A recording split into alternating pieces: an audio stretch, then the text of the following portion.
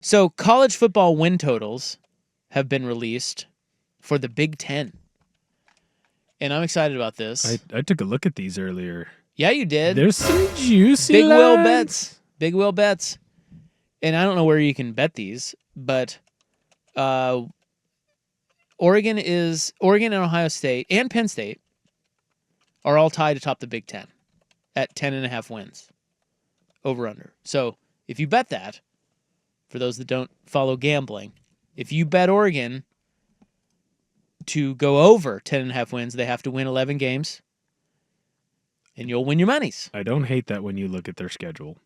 Not But to then- Francesa this thing. But if you have to, if you want to bet Oregon under 10.5, they have to win 10 or less. And yes, so I looked at. I originally was like, wait a minute, they don't. At best, they're going to have a young, inexperienced quarterback. Okay. Right. From what everyone's saying, though, he's the real deal. Okay, but young. Yep. Hasn't started a game. Well, no, he did. I guess at UCLA. You start a whole year at UCLA. Yeah. If it's more. Okay. Yeah. If it's going to be Dante Moore, it's a 5-star kid who is the number 1 or number 2 guy in his class. Okay. And I trust the staff. Like, if they think that's the guy, I'm like, man, he must be really good if they didn't dip into the transfer portal. But yeah, so I was originally thinking, I don't know, losing some guys. I'm going to go under 10.5. I think that number's high. But then you're right. You look at the schedule, and my God, the Big Ten schedule is just, I don't know. It's so weak. Like the Ducks, what's their big game? It's Penn State. Penn State. I think they're the whiteout for Penn State. And then it's no. So they play Montana State, Oklahoma State at home. And then they play at Northwestern, the Beavs at home, and at Penn State. Those are your first 5. You get a bye. Then you have a 3-game slate before your next bye. You are home to Indiana, at Rutgers, and home to Wisconsin. Then the last 5 after the second bye are at Iowa, slippery, Minnesota at home, USC at home, and then they have to go to Husky Stadium. I mean, that's so manageable. I think USC takes a step forward, and I think USC and UW take a step forward. But I think those are winnable games. Well, of course they're winnable. They're going to be favored. Are they not? So they may be an underdog, slight underdog at Penn State. They'll be favored in every game this year. Yeah. At least at the beginning of the season, yes, they will, 100%. I think the question is, will they slip up at Autzen? Indiana, Wisconsin, USC. When's the last time they slipped up at I know. Autzen? Not many times under Dan Lanning. And when I say it'd be slip the Oregon up, State game, right? that was there, wasn't it? Okay, so that was on the road. Then it's the UW Wasn't it? game. So it's been almost 2 years. But the UW games were, I mean, I'm talking about slip up like lose to somebody that they shouldn't. It is the Oregon State. Oh. Yeah, well, then that hasn't really happened under Lanning. No, it really hasn't. That's what I'm saying. Like last year was like your closest against Wisconsin? Yeah, and they certainly haven't done it at Autzen.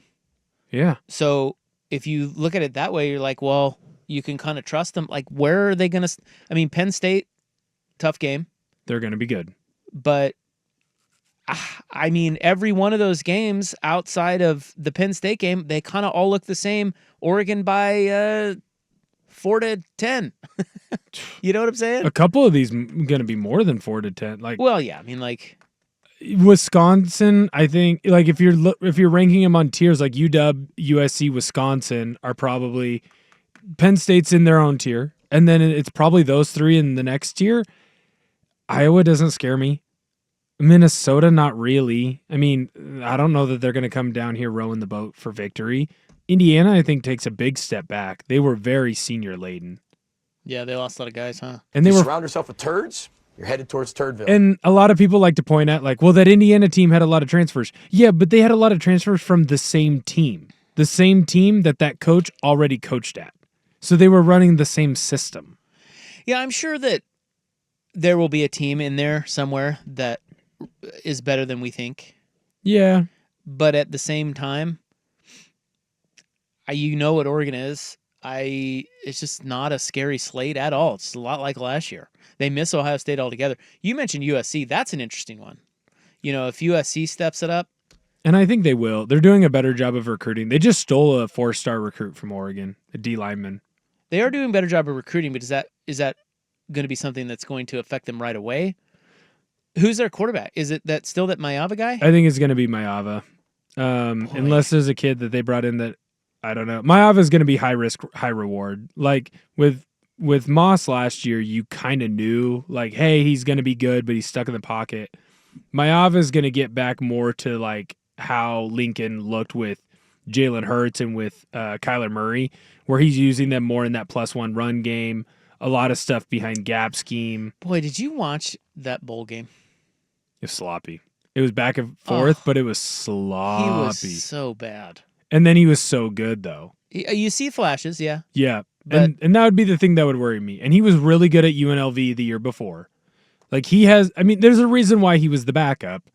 But if you can harness the flashes, watch out. Oregon's going to lose 2 games. You're chalking up Penn State. Yeah. That's a good DC. If they win at Penn State, I think they lose 1 game. I think 2 is fine, and 2 gets you into the playoff. I think it's a disappointing season. I mean, to be fair, it's also March. You got to go to the playoff. I think you got to go to the playoff.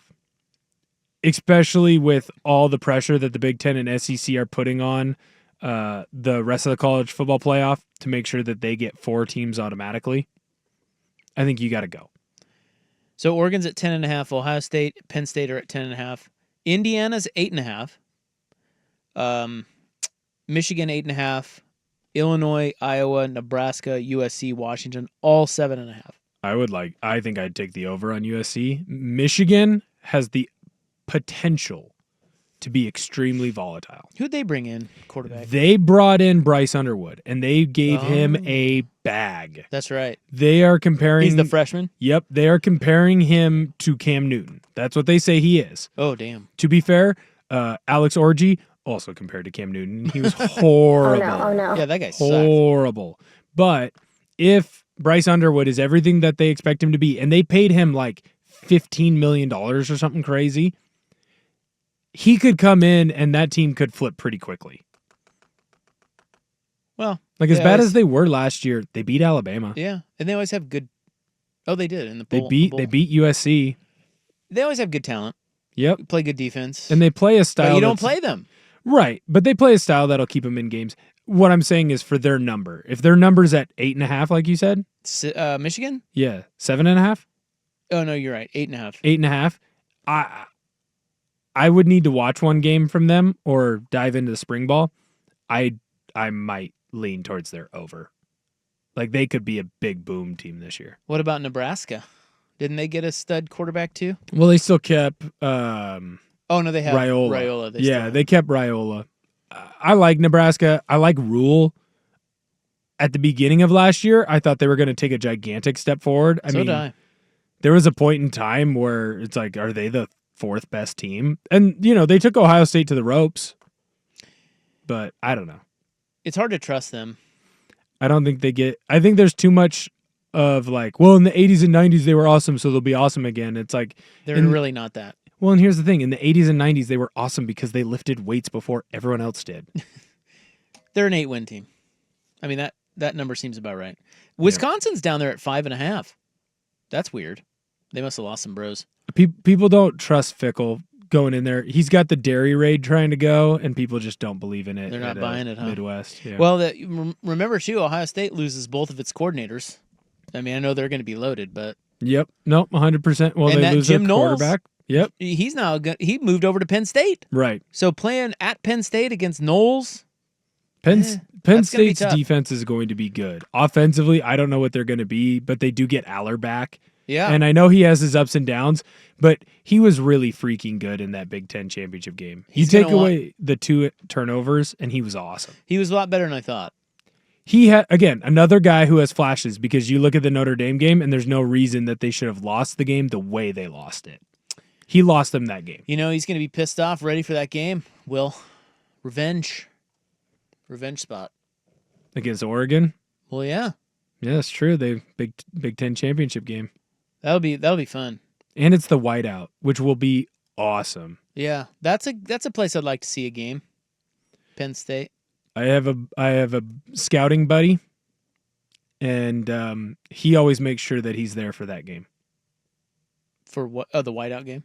Yep. So they pick one a year. Is Well, that like their top game? Yeah, they try and pick their top game, and they try and pick it so it's a night game. Although recently Fox has been making that like the big nooner, and they're upset about it. But my scouting buddy, that's his region, and he makes sure he's there. Nice. I'm jealous. Well, guys, who says you can't talk college football in March? Right during March Madness. Who does that? We've been big college sports in general. I'm into it. Me too.